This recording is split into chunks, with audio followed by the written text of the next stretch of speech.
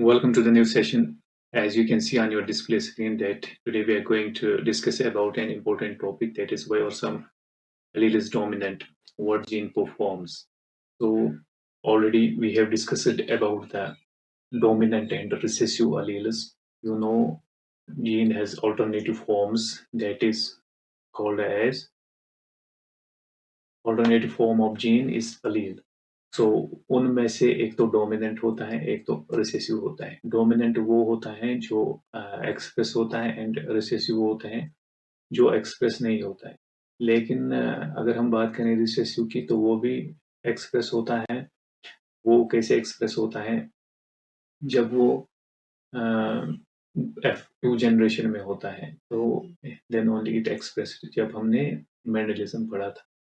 तो यहाँ पे अब यही हम डिस्कस करने जा रहे हैं at the molecular level, what happens, how genes are, how alleles are dominant and why, and gene performs and how gene performs and what gene performs। देखिए यहाँ पे अगर हम बात करें जीन क्या बनाता है, जीन परफॉर्म्स, जीन बनाता है हमें वी नो प्रोटीन। ठीक है, ये प्रोटीन है, ये प्रोटीन जो है ये एक्सप्रेस होता है एज ए फिनोटिपिक कैरेक्टर, यही हमें फिनोटिपिक कैरेक्टर देता है। ठीक है, that we can see outside the body of an organism, ये क्या फिनोटिपिक ट्रेट हमें मिला है। सपोज अगर हम बात करें ट्रेट्स की, ट्रेट वो होता है जो हम एक्सटर्नली देख सकते हैं। जैसे अगर हम प्लांट हाइट की बात करें, some plants are tall, some are dwarf. जो टाल है दैट मीन्स उसमें कौन सा जीन एक्सप्रेस हुआ है, वहां पे टाल जीन एक्सप्रेस हुआ है। ड्वार्फ जीन एक्सप्रेस तभी होगा जब हमें phenotypic character बाहर से देखने को मिले कि that plant is a short. Similarly, there are so many characters which can be seen outside the organism, that's called as phenotypic character. तो internally क्या होता है, let's discuss कैसे होता है। देखिए जीन जो है, जीन हमें एक्चुअली क्या बनाता है, इट यूजेस एंजाइम। देखिए अगर हम एक बात करें आपके जो इस टॉपिक में हमने पढ़ना है, सेंट्रल डॉगमा। सेंट्रल डॉगमा क्या होता है, जो डीएनए है, डीएनए से हमें क्या होता है, डीएनए में ही जीन्स होती है, जीन्स होते हैं, वहां से हमें कॉपी होते हैं वो genes through messenger RNA, mRNA. ठीक है, तो आरएनए के जरिए से ही हमें फिर ट्रांसलेशन होता है, वो बनाता है हमें protein, that is called as central dogma. Will discuss it later upcoming lectures. देखिए सिमिलरली क्या होता है, यहाँ पे जो जीन है, जीन हमें एक्चुअली में क्या बनाता है, एंजाइम बनाता है। ठीक है, जब ये एंजाइम बना, एंजाइम फिर एक सबस्ट्रेट है ऑलरेडी प्रेजेंट, ये इस सबस्ट्रेट को एक्टिवेट करता है। ठीक है, जब सबस्ट्रेट एक्टिवेट हुआ, एंजाइम सबस्ट्रेट दोनों मिलके एक कॉम्प्लेक्स बनाते हैं जिसको हम बोलते हैं एंजाइम सबस्ट्रेट कॉम्प्लेक्स। ठीक है, substrate complex, enzyme substrate complex जब बना, ये एक्चुअली हमें फिर प्रोडक्ट देता है। प्रोडक्ट क्या होता है, प्रोडक्ट इज प्रोटीन। प्रोटीन क्या होता है, प्रोटीन हमें एक फिनोटाइप कैरेक्टर देता है। ठीक है, this is how it works, how gene performs. देखिए यहाँ पे देखिए, दिस इज ए सबस्ट्रेट। अब सबस्ट्रेट को एक्टिवेट करना है, ये कैसे होगा, this is will be activated by enzyme, enzyme is protein. ये इसको कौन बनाता है, इसको जीन बनाता है। कैसे बनाता है, डीएनए से मैसेंजर आरएनए कॉपी करता है, फिर हमें प्रोटीन बनाता है ये एंजाइम। जब इसके साथ देखिए, ये यहाँ पे देखिए, ये यहाँ पे फिट हो गया है, इसने बनाया हमें यहाँ पे एंजाइम सबस्ट्रेट कॉम्प्लेक्स, यही फिर हमें प्रोटीन बनाएगा जो हमें जरूरत है, फिर वो फिनोटाइपिक कैरेक्टर में एक्सप्रेस होगा। देखिए अब ये देखते हैं कि कैसे ये dominant and recessive alleles perform करते हैं। We know that there are two types of genes present on the locus. अगर हम देखेंगे एक क्रोमोसोम की बात करें, we have already discuss that two chromosomes, दो क्रोमोसोम्स जो होते हैं वो क्या होते हैं, दो chromosomes that are homologous chromosomes, उन पर हमें दो जीन्स मौजूद होते हैं। ठीक है, दो जीन्स प्रेजेंट होते हैं सेम लोकस पे। और इन्हीं जीन्स में से जब मॉडिफाई होता है कोई अलील, वो हमें फिर उसको हम बोलते हैं म्यूटेशन, या उन्हीं वो दो जो अलील्स होते हैं होमोलॉगस क्रोमोसोम्स पे, वो मॉडिफाई नहीं होते हैं, वो हमें फिर फिनोटाइपिक कैरेक्टर देते हैं।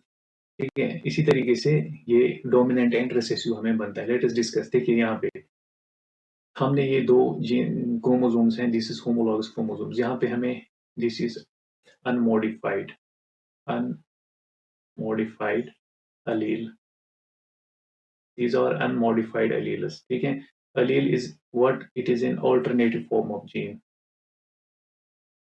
alternative form of gene, gene का alternative form है। वो क्या होता है, सपोज अगर हम जीन है, ये हमें हाइड जीन है, हाइड जीन, ठीक है, इसका ऑल्टरनेटिव फॉर्म क्या है, इसके दो ऑल्टरनेटिव फॉर्म्स है, एक है जिसको हम बोलते हैं टॉल, दूसरे को बोलते हैं डॉफ।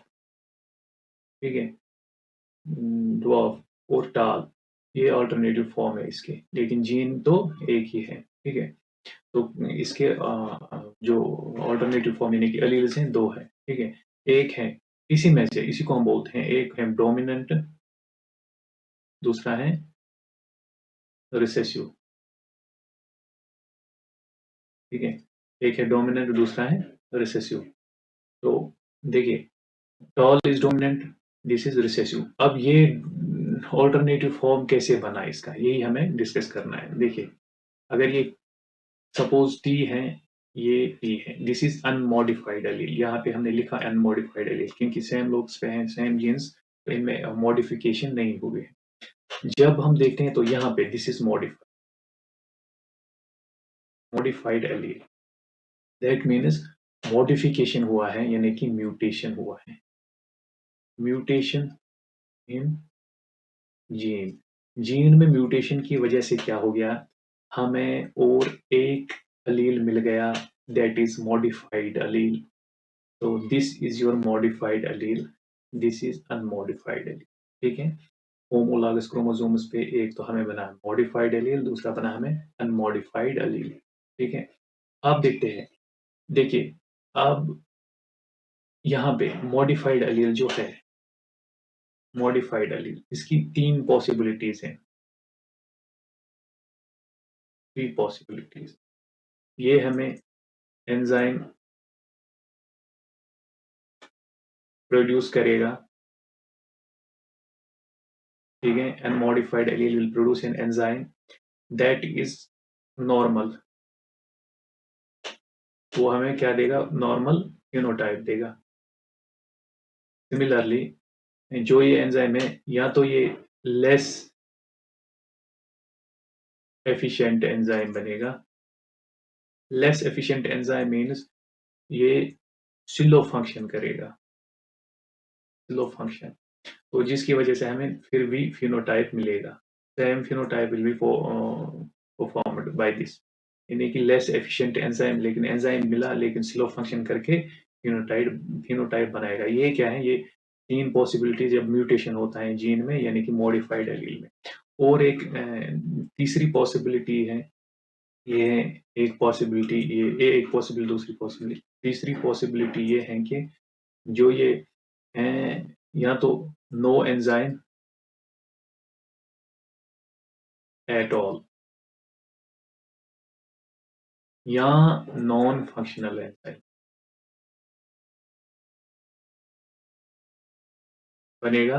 दैट मीन्स वहां पे क्या होगा, जो ये मॉडिफाइड एलील है, ये तो ना ही कोई एंजाइम बनाएगा, या तो नॉन फंक्शनल एंजाइम नहीं, वो फंक्शन नहीं करेगा, वो सबस्ट्रेट के साथ नहीं मिल पाएगा और प्रोडक्ट नहीं बनाएगा।